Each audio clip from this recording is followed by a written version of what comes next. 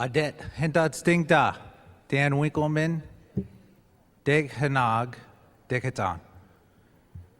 Dan Winkelman, good morning. How are you doing? Good morning. All right, good morning. I'll wait till they queue up the PowerPoint.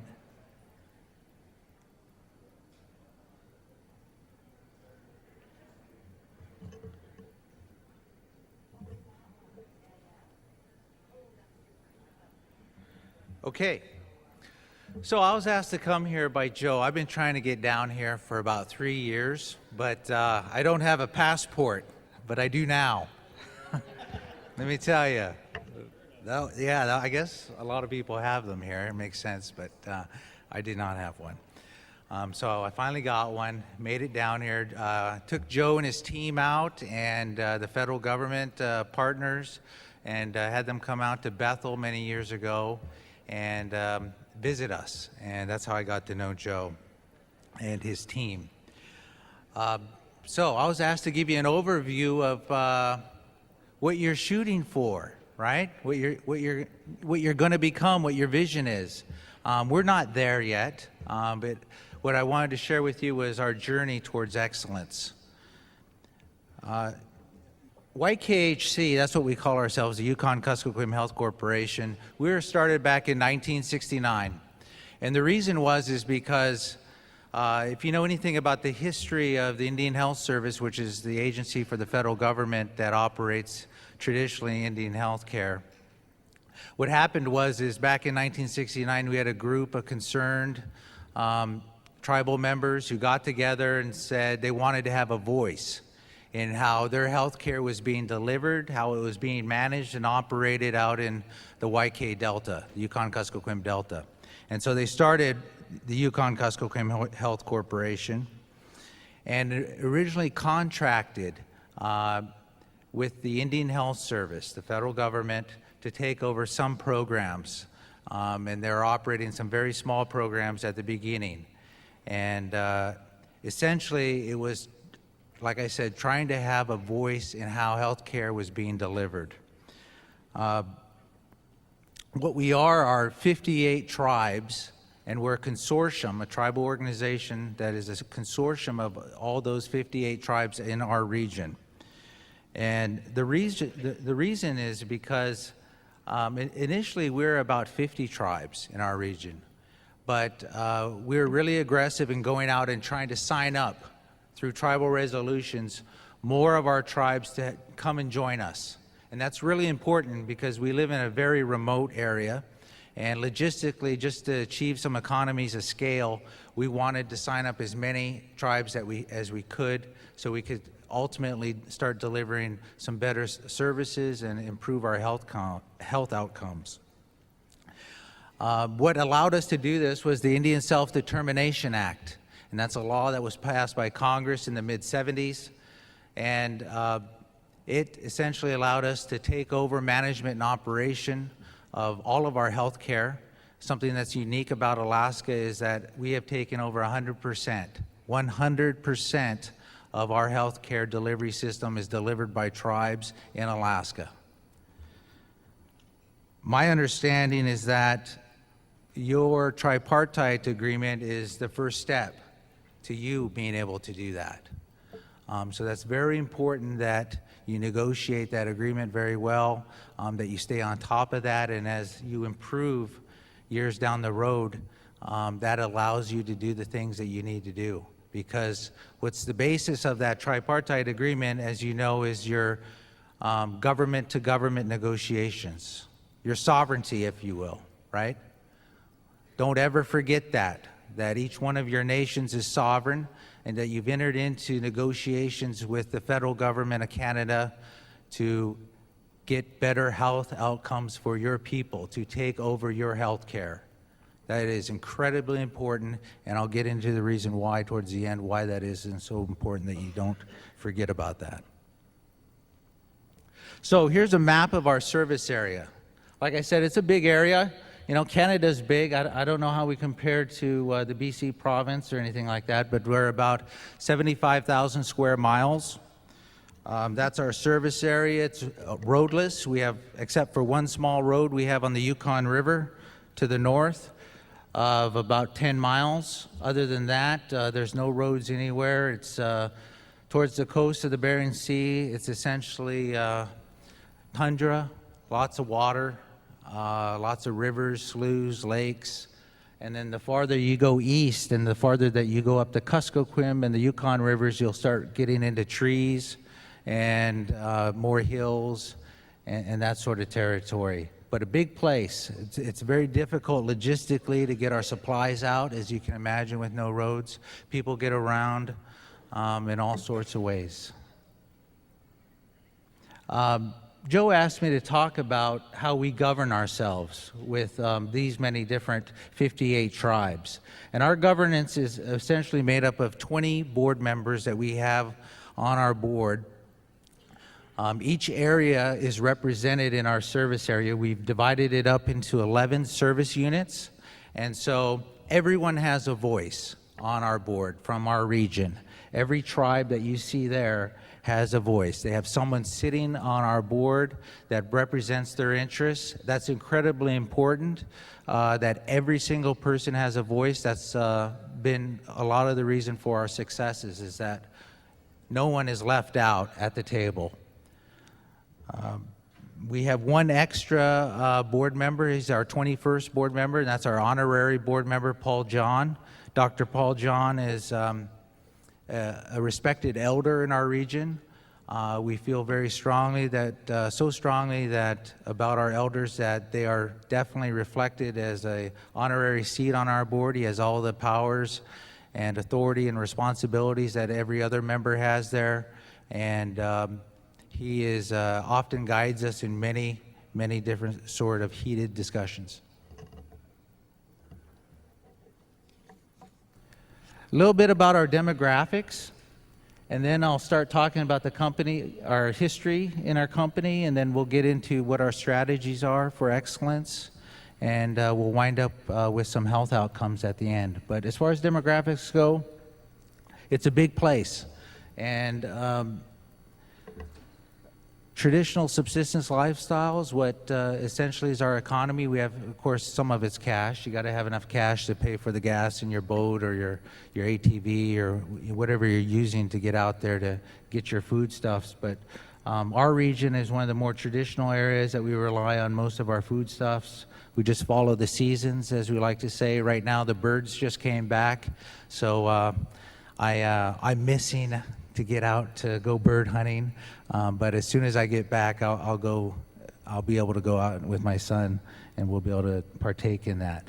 And then the fish are going to come back up our rivers here in the month of June, late May, and everyone from work will be taking off time to go out to their fish camps and taking time with their families and preparing, getting their foodstuffs for the winter.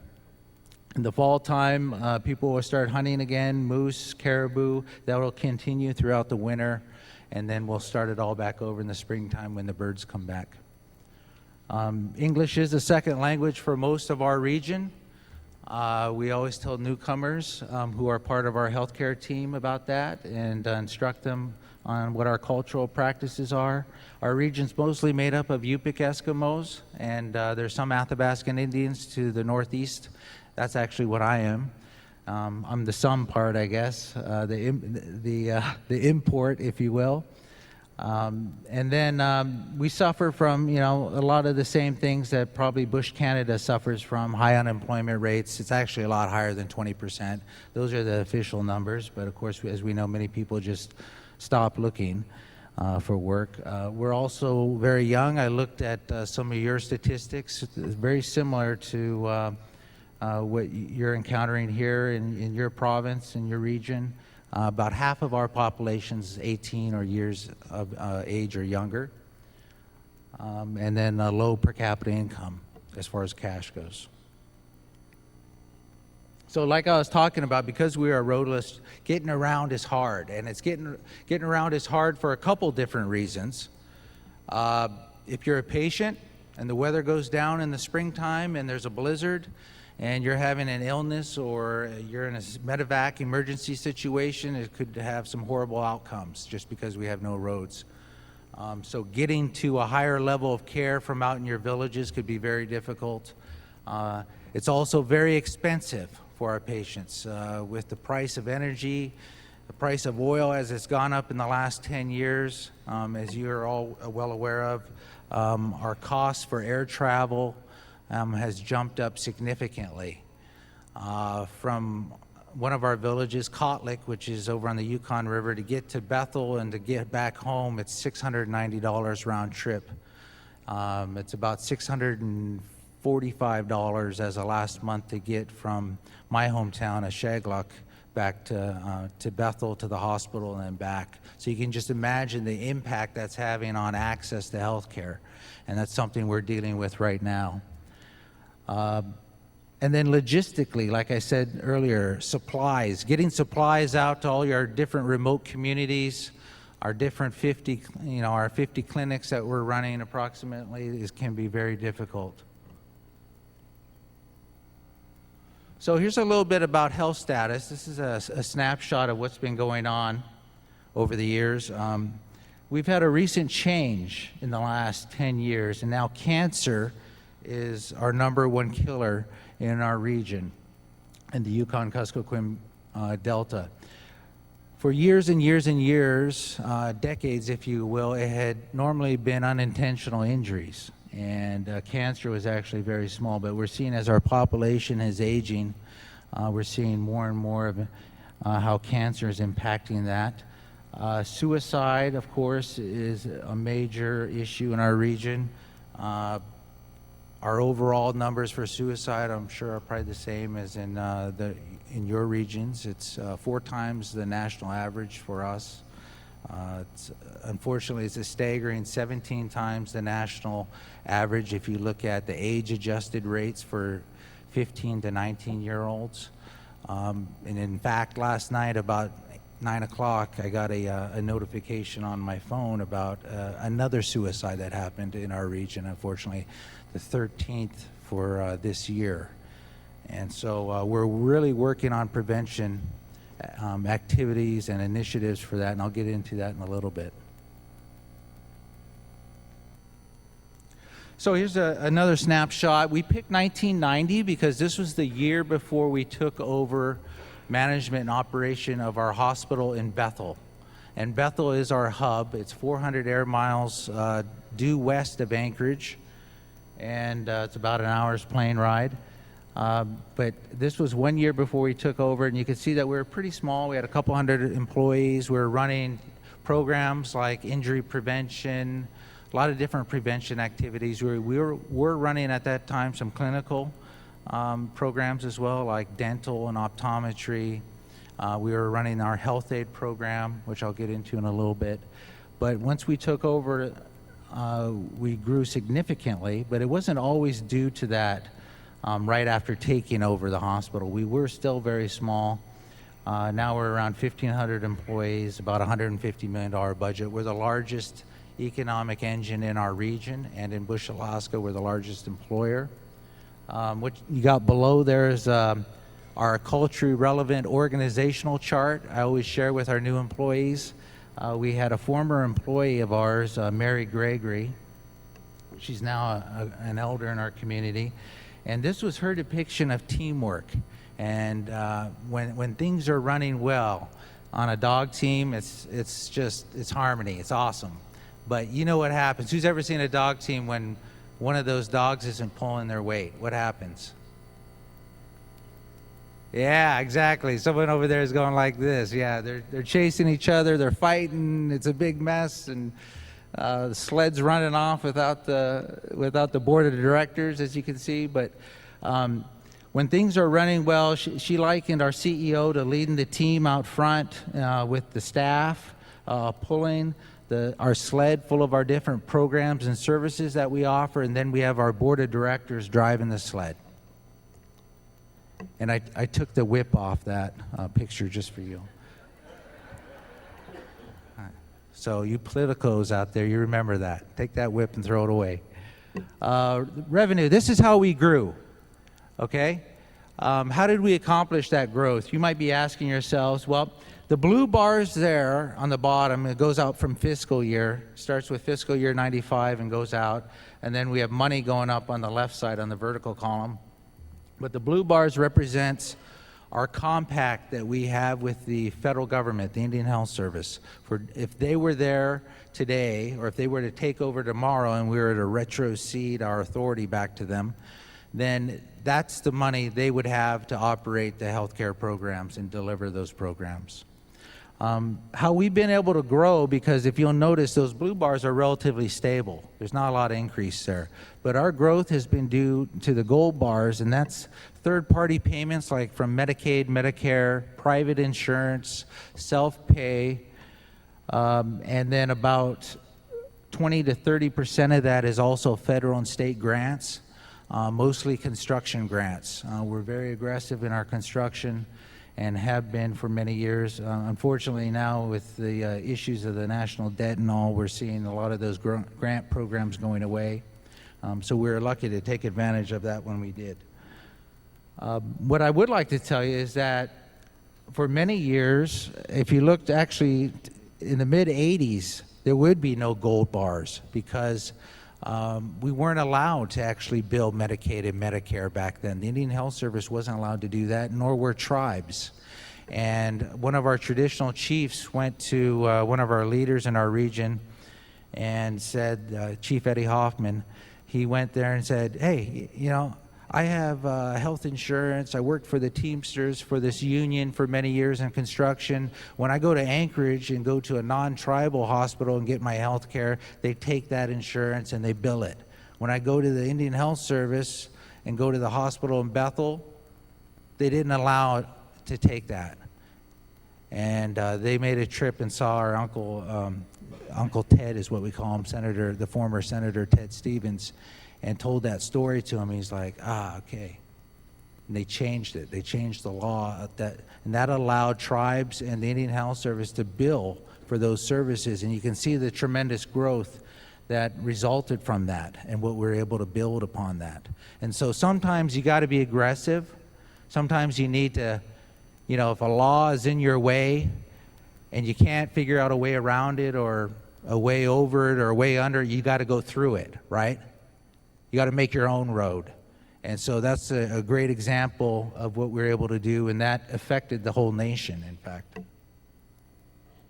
So we like to describe our health system as a 4-tier health system. It starts out with our village services there on the bottom left. That's an example of a new clinic. And we design all our clinics ourselves, and we do all the construction for our clinics ourselves. And there's not any other tribal health organizations in Alaska that do that. Like I said, we're really aggressive about taking over our authority and acting upon that. And so we started our own construction arm of our company. And since 1997, we built over $250 million worth of clinics out in our region and infrastructure. And guess how much we owe on that right now? Zero. Yeah, none. And the reason is because we went out and put grants together. Yeah, thank you. We went out and put grants together, looked for the grant opportunities, didn't put our money up front, and many organizations in Alaska had, I don't know why, maybe they just didn't look for those opportunities, but they were financing these sorts of village clinics themselves. But what does that do? That takes away money from your direct care services that you're going to be providing, right? That's going to tie up debt. So be really aggressive in looking for opportunities is what I'm trying to get out at you. We staff our village services with our health aides, and those are lay providers that don't have formal education, and we have training centers for them, and they're local folks, and we bring them together, and that's the model we use for our village services, and they provide all our emergent and primary care out at our village level. We have a small pharmacy in our village clinics. We also have behavioral health aides as well, and that's the same thing except on the behavioral health side. with that, if you needed a higher level of care, you'd be referred to one of our 5 sub-regional clinics that we have. And we've put those in areas strategically throughout our region that are hub communities. So these are the larger communities, and they're a larger facility, as you can see, about 15,000 square feet versus 25 to 3,500 square feet for our village clinics. And we staff those with mid-level providers, mostly physician assistants, nurse practitioners. We have master's level behavioral health clinicians there as well. We have 2 dental operatories in each of those, and we staff those with our dental health aid therapists that Joe was talking about earlier. We also rotate our dentists from Bethel out through our villages once a year. And they stay there for a week and get all your cleanings done, all your preventative services at that point. And then if you have any cavities and those sorts of things, we'll either take care of it there or refer you to Bethel, where our regional services are. And that's a picture of the Bethel Hospital. That's an older facility that was built back in 1980 and 81. And that was originally a 50-bed facility. That's about 35 beds right now is what we're have that license to. And then if you needed any other additional care, we have our statewide services, which is the Alaska Native Medical Center, and that's in Anchorage. And we have our medevac there. That's a picture of one of our Learjets. And this, what really happened there, we didn't always have that. What used to happen is we used to, if you're on Alaska Airlines, they used to take 3 rows out or 4 rows out of seats, and then they would put the stretcher in there, and that would be your medevac. Well, there was the ValueJet crash that happened in Florida in the mid-90s, and that essentially ended our the opportunity for Alaska Airlines and any other carrier to take a row of seats out and put oxygen there. And that what caused that crash was oxygen canisters. And so the Federal Aviation Administration got really restrictive on that. And about that time, or actually the year before that, we had an outbreak of RSV. And RSV is a respiratory illness amongst children. And we had an epidemic, actually. We had over 50 kids that winter that we had to send into Anchorage. And if our projections were going to be right, that next year we were going to see a larger increase. And sure enough, that happened. And it went up 4-fold. And then the ValueJet crash happened. And so we're looking around at ourselves and trying to figure out what we're going to do, because we couldn't afford essentially with those sorts of numbers and that kind of increase, we weren't going to be able to afford to bring those kids into Anchorage to get the care that they needed.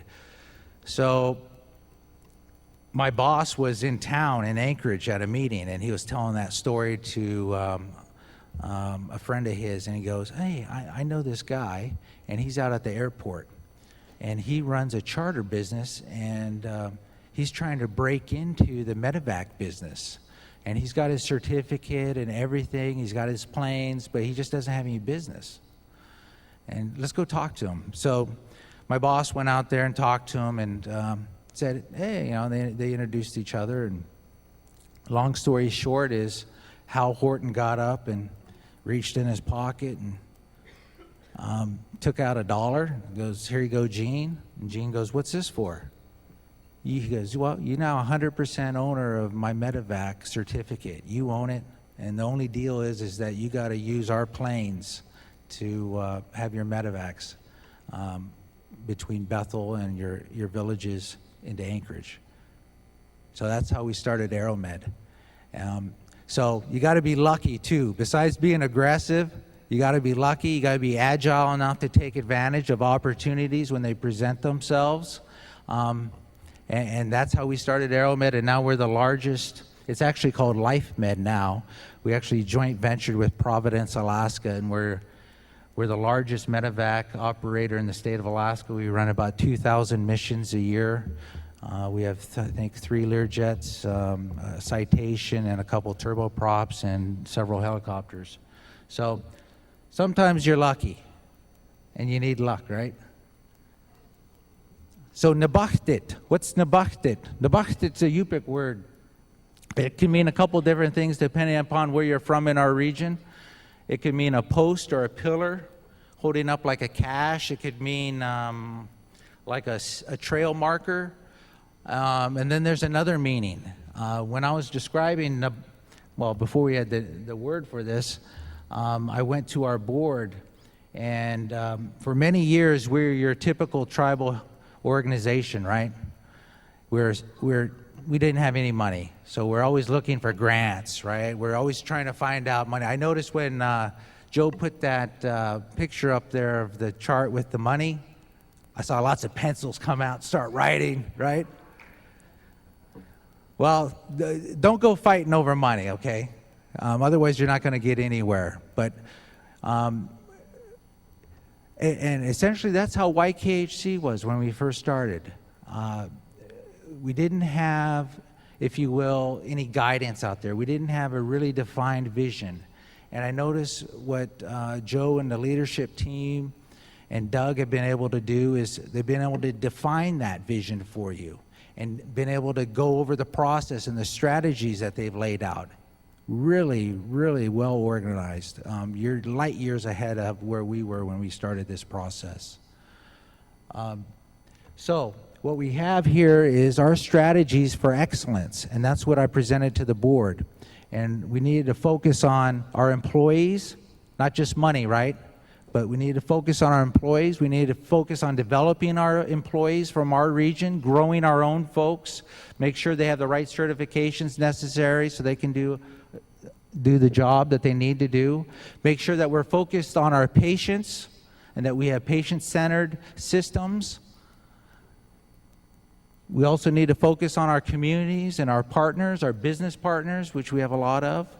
And then if we do all that, the theory is that we'll have financial stability, and then ultimately we'll improve our health status.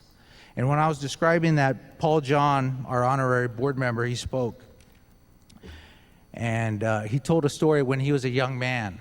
And back in those days, they used to go down to Bristol Bay, and that was before statehood.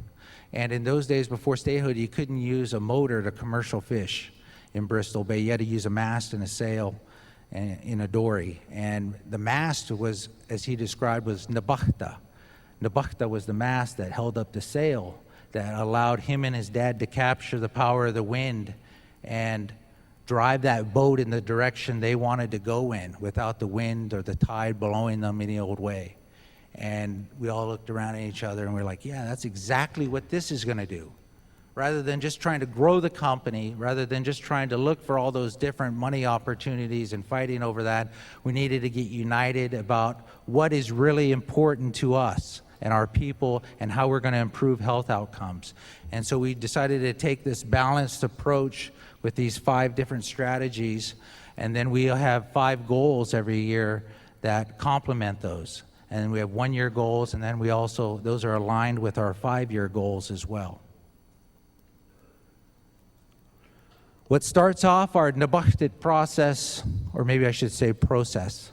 I've been hearing process. Okay, process. Our Nabachtit process is our tribal gathering. This is kind of similar to our tribal gathering. You can see pictures there. We got all our health leaders, our tribal leaders there from our region. What we do is we had over 70 from our region. We invite 2 from each of our tribal councils for each of our tribes that we represent. They come in every year, and we spend the first day talking about presentations and reports on what happened the year before, getting new folks educated on what's happening with their tribal priorities, and then we spend the whole second day on developing those tribal priorities. They each vote on what their tribal priorities, and we come out with a list, our top 10 list of tribal priorities. And this year, it's changed significantly. Suicide and then access jumped up to number 1. For many years, it was long-term care and having those opportunities, but we're building a new long-term care center right now. It's not completely complete in a year. And then that's obviously dropped off. So they change. That starts our board process. Our board organizational developmental calendar starts here. And then after this, we get together as a board and we talk about which ones we're going to focus on. And then that becomes one of our, or maybe all of our 5 goals that we have for each of those 5 strategies in Nebuchadnezzar. And they address each one of those. And then the next spring, we do a report on what their priorities are, what we've been able to do with them, and then we start the whole process over again. And sometimes we continue with those priorities. Sometimes they take longer than a year to accomplish, right? So here's an example of one of our pillars, and I'm going to go over our pillars real briefly here, is employee focus. This is essentially just different areas within our employee satisfaction and engagement survey.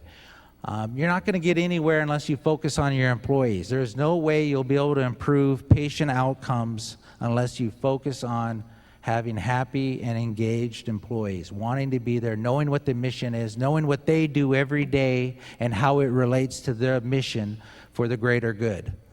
And so we monitor that every 2 years, and I just changed that. We're actually going to do that every year now, and we're kicking that off this year. And then what we do with that report is that we feed that into our Nebuchadnezzar planning process, and there may be goals and sub-teams that work on those. Alaska Native Workforce Development pillar, the board this year changed it. Then it's to increase our Native managers by 5%. What we're doing there is we always monitored our Native employee rate, but that's not good enough, our board said. It's not good enough just to have X percent of people employed from your region, right? It also matters how many are leaders within your organization. How many are at the top tier? And so we're now looking at that, and we're not necessarily developing a quota system, but what we're doing is improving the applicant pool for our local people. And we do that by training and getting them the right certifications that they need to do a good job. And then hopefully the theory is that they'll look better in the applicant pool and they'll bubble up to the top. Patient-centered excellence, you can see right here is a chart. It's a bunch of small little numbers you can't read, but it starts off at 69%. And then right now it's right around 80%, 81%. And this is our corporate patient satisfaction rate for our whole company.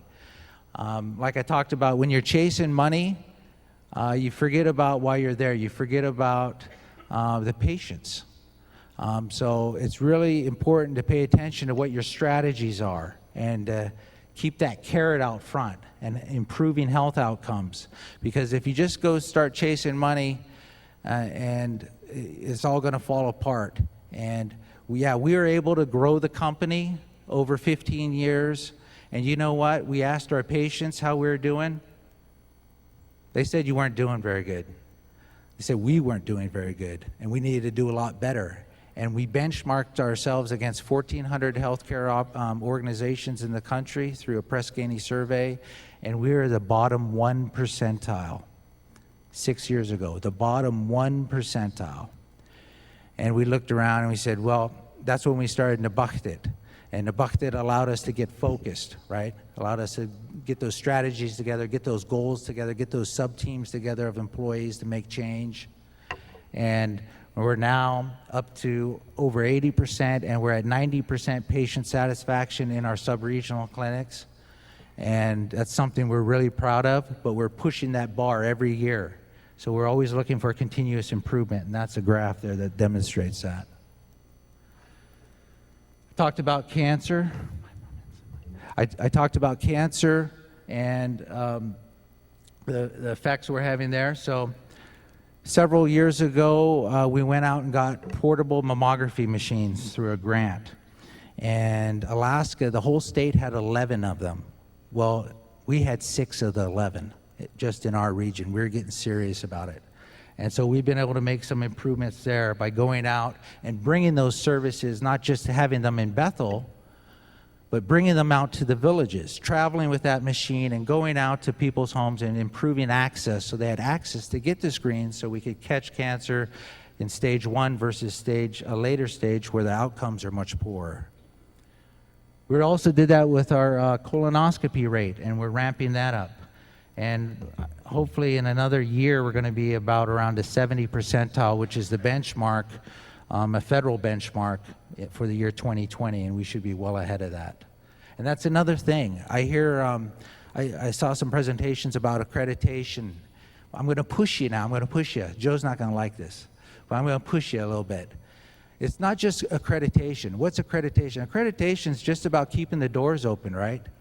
It's about quality, though. When you're running your own organizations, you're able to push it beyond just keeping the doors open and just having those minimum standards to operate. You're able to control those standards and those quality outcomes and push them higher. And so you have to start somewhere, so that's good that Joe has that. But I'm going to push Joe a little bit, wherever he is. He's probably scowling at me. But once you're able to achieve accreditation, that's not enough. You need to get higher than that. Tribal satisfaction, guess what? When we started in Nebuchadnezzar, only half of our tribes said we were doing a good job, much like our patients. You know, there was no secret. We just never asked them how we were doing. We were busy building the company and getting larger and creating economic growth within our region and focusing on jobs, but we really changed that. And now we're up to 85%, and our goal for this year is 90% tribal satisfaction. Telehealth. This happens throughout various ways in our company. We got telemedicine carts in all of our, or not all of them, but most of our village clinics. And then we also offer telepsychiatry, and then of course the distance learning opportunities that happen through our video teleconferencing equipment. But this has been able to dramatically increase access to our most remote areas where people would never have a chance to talk to a psychiatrist or have a session with a psychiatrist. Our psychiatrist is in Ohio, and we have high definition video teleconferencing equipment.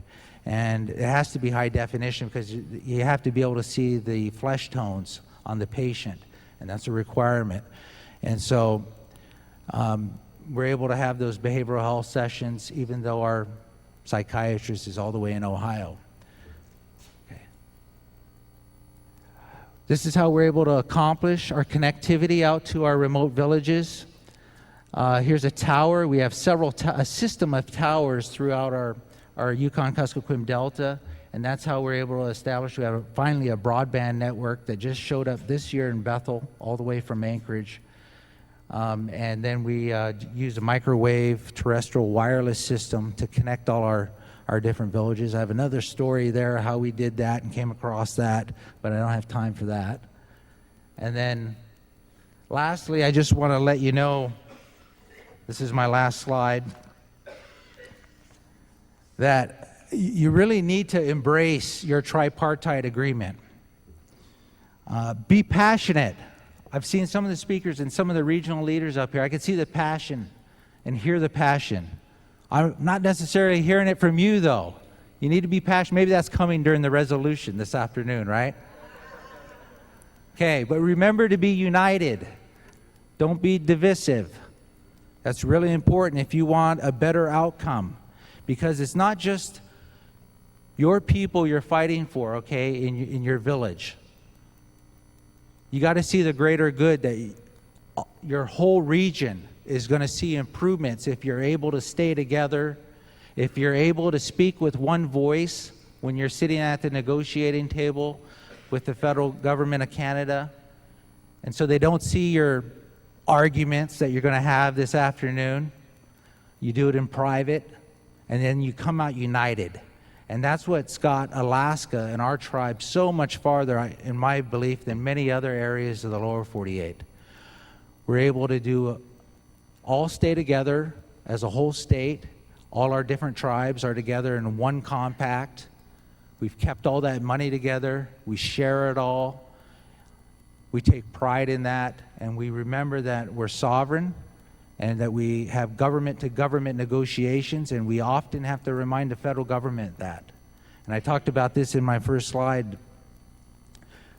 30 years from now, when you're real successful and you have the best healthcare network in all of Canada, you're going to get the detractors and you're going to get people in the government and maybe in the public saying, you know, why do they have that? How come we don't have, they don't need that? You know, that's going to happen. It happens to us. It continually happens, and we have to remind them, well, we're a government, and we have an agreement with the government of the United States, and we take that seriously, and we have rights and responsibilities in there, and we're going to hold them to it, and never forget that. Thank you.